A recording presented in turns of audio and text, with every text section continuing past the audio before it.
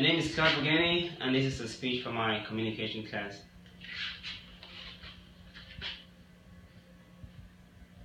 Hi, how you guys doing? So, thank you all for coming out here today. So, before we begin, I'd like you all to take a look at this statistic right here on my laptop. And this is a statistic showing the college dropout rate in the United States. And if we look on the bottom, where I really want us to focus will be where you see the two arrows. So you see 60% of students drop out of college because they receive no help from their parents, and 50% drop out mainly because their family income is under $35,000. What does this statistic tell us? One of the main reasons why people drop out of college is because they cannot afford it. So today, I'd like to convince you to believe that if we can make the first 2 years of college affordable, a lot more people would not be dropping out of college. And why is this important? You know, at some point, we are all going to go to college, and we're going to have friends and family going to college. So personally, I'm going to college right now, and college is really expensive. So if the first 2 years could be free, that's really going to, you know, help out a lot. So today I'm talking to you about the effect of college on affordability on low-income families and what we can do to change this, and then why it's important for us to change this. So just looking at some more statistics. So here in the United States, about the rate at which college tuition increases is about 3.5% every year. And this really affects low-income families who cannot afford it. And according to an article by the College Board, that's where the statistic is from.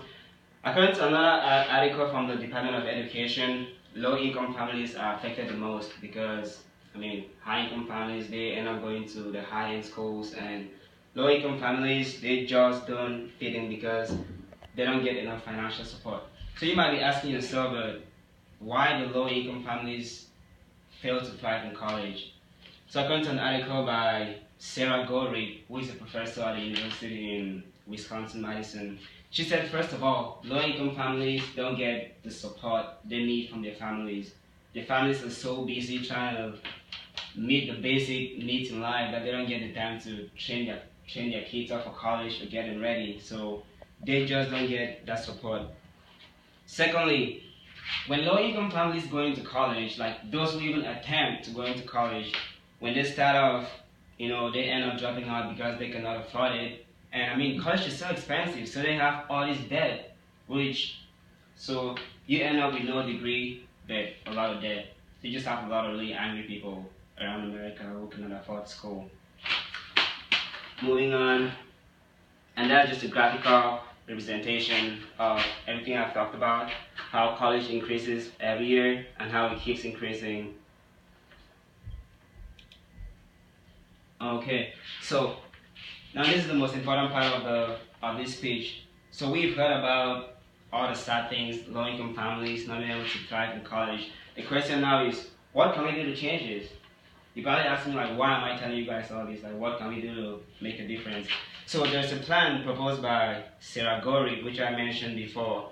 And according to her, we have so much money in the system nowadays we get from financial aid, which if we reallocate this money we have, we can make the first 2 years of college free. How is this possible?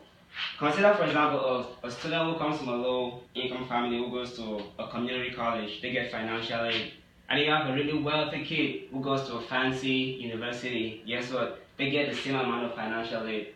Does this make any sense at all? They can afford the school already, so why give them financial aid? So what she's saying is, what if we get all the financial aid we get and focus them on just the public institutions? That way we can make the first 2 years free. And if someone is so wealthy and they're like, no, I don't want to go to this community college or this public college, then they can afford, the private schools they can go to. So yeah, the plan does make sense. And why is this plan workable? Why is it possible? We have enough resources, but we just don't allocate them correctly. So that's the plan I'm proposing to you today. So So what can you do today? So what you can do is you can contact your Department of Education, because we're gonna have to make a change in this policy. So contact your Department of Education and propose this plan to them. And for us here in Georgia, ours is located in Atlanta. So whenever you go to Atlanta, you can stop by and you can talk to them. So today I'll talk to you about the effects of college unaffordability on low-income families. I've also talked to you about what you can do and why it's important for us to do this. Obviously, it's very important because we don't want people ending up with so much debt without college degrees. So, those are my references for my speech today. Do you have any questions for me?